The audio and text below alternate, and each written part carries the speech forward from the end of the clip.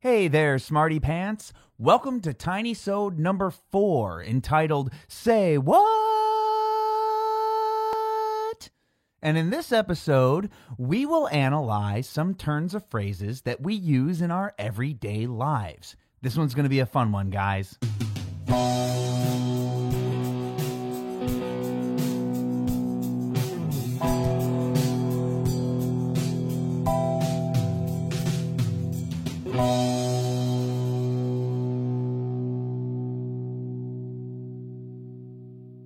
Okay, so our first one is the saying, armed to the teeth. Now, this one goes all the way back to medieval times. And you see, back then, soldiers who were fighting would have so many weapons on them that they would actually carry some of them in their teeth, armed to the teeth. Balls to the wall. I'm sure everybody said that one at one point or another, and it means, giving it all that you've got. Well, this one comes from airplane pilots. The ball that they're talking about was located above the controls for the throttle and the fuel. And if you move them forward in the direction of the front of the cockpit towards the wall, the plane went faster. So, balls to the wall. To bite the bullet. And this one pretty much means what it says. Back in the days before anesthetic and ether, soldiers who were wounded in battle would have a bullet put in their mouth to bite down during amputations and operations. To give someone the cold shoulder. And you know what? This one has nothing to do with turning your back. This one, again, hails back to the times where people were living in castles, and the least expensive cut of meat, like mutton, is the shoulder. So if somebody came to your castle and you didn't really care for them, you could passively, aggressively give them a cold shoulder to eat. Get your goat. This one has to do with horse racing. Apparently, horses that are kept in their stalls before a race would often have a goat as a companion in that stall because goats calm horses. So if you were to get someone's goat before a race, the horse might get agitated and not race well, and you could give yourself an edge in the race. Get your goat. Let the cat out of the bag. Okay, imagine that you're going to a marketplace to sell a pig, and you put the little critter inside of a sack, and you bring it to the marketplace. But let's say that instead of putting the pig in there, you put a cat instead of a pig and then tried to sell that. Well, if somebody opens up that bag and it's discovered, the cat is let out of the bag. Make the grade. And this one has nothing to do with your grades at school or your GPA or anything like that. But rather, it hails back to the times where they were building the railroads. And grade is short for gradient.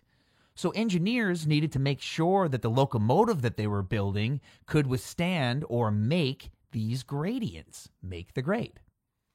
A white elephant. This one I love because it reminds me of my childhood. See, when I was a kid, my parents had, different groups of friends, and they had this statue that was about 5 feet tall, and it was like a full body knight in armor. And this was their white elephant gift, and every year someone would get stuck with it. I'm not really sure how, but when we got stuck with it, I thought it was the coolest thing in the world, and my mom hated it. But in any case, a white elephant is basically known as a gift that nobody wants. And this originally referred to an actual white elephant, which is a very rare and revered animal in Thailand, which was even on their flag until 1917. And they were considered to be a luxurious and amazing gift you could give to somebody. But they were also crazy expensive to house and feed, and would oftentimes end up putting the person who got the white elephant in financial ruin. So if there was somebody that you wanted to ruin, you could give them a white elephant. Rest on your laurels. And this one goes all the way back to ancient Greece and ancient Rome. You ever heard of Julius Caesar? Well, he wore a crown of laurels around his head. And back then, that came to signify status and achievement. And the people that wore them were called laureates. So if you rest on your laurels, it kind of means that you just sit back and coast on your past achievements for the rest of your life. To stand in the limelight. So this goes back to the early theater. And in 1816, a man named Thomas Drummond invents a stage light that's basically a tube that's full of lime, and not the fruit lime, the chemical, and the lime was warmed with an incandescent flame to light it. So if you stood in the limelight, you could be seen. So everybody wanted to be in the limelight. Lock, stock, and barrel. Love this one. So this refers to a musket or a rifle, which basically consists of three parts: a lock, a stock of wood, and a barrel that's made of metal. All three of these parts must be working together for the tool to be effective. So, lock, stock, and barrel. Ooh, to get blackballed. This one also goes back to ancient times, when senators would often vote by either dropping a white stone or a black stone inside of a jar. Now, if whatever they were voting on got more black than white votes, well, they were blackballed. This has got to be one of my favorite ones. To go gaga. This one has to do with the famous French artist Paul Gauguin. And apparently he had many admirers of his work, and a lot of them had difficulty pronouncing his last name, much like I do, and they abbreviated their awe for his work with Gaga. Although other sources that I found argue this and say that it simply means fool in French. You be the judge. I like the first definition better. How about a shindig? You ever heard of a shindig? Well, this comes from square dancing. And usually, if there's a city slicker like myself coming into a square dance, they are pretty awkward and don't know what they're doing, and they swing their feet and dig it into the shins of their partner. So that's how we got shindig. How about a blockbuster? You ever heard of one of those? Well, that comes from World War I and used to be a term to describe a bomb that could destroy an entire block. And when soldiers came back to America, they continued to say it, meaning anything that creates a giant impact, a blockbuster. And while we're talking about soldiers, how about AWOL? You know what AWOL means? Well, I mean, you know what it means, but do you know what it stands for?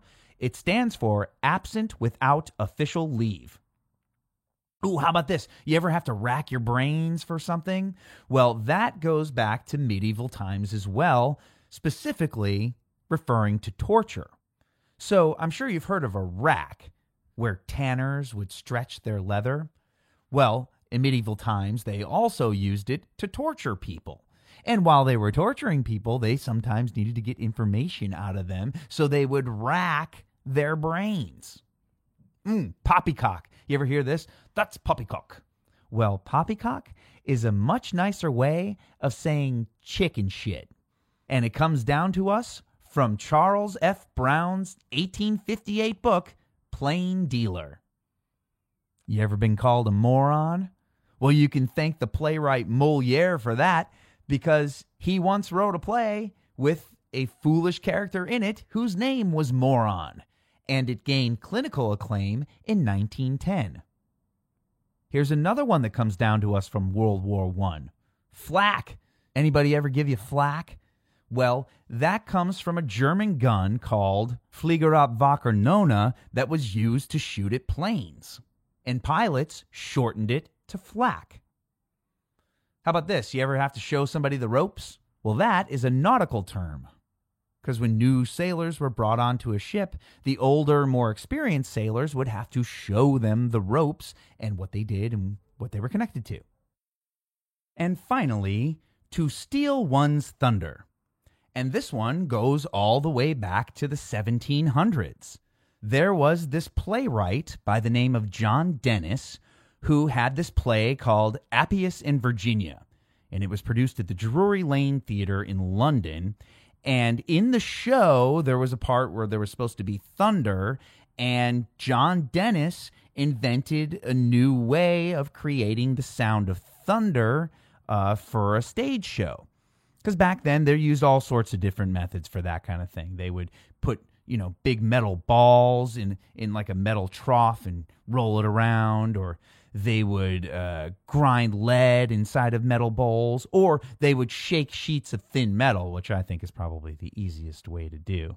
But in any case, John Dennis comes up with a way to do this, and that part of his play is awesome, but the play itself stinks, and it closes almost immediately.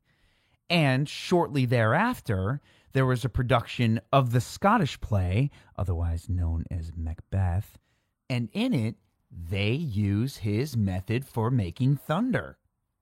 And when John Dennis finds out about this, he is pissed, and he supposedly says, "Damn them! They will not let my play run, but they will steal my thunder." Although there are other accounts that say that instead he said, "That is my thunder, by God! The villains will play my thunder, but not my play." But the sentiment is exactly the same, isn't it? Join us next time for another Tiny-sode.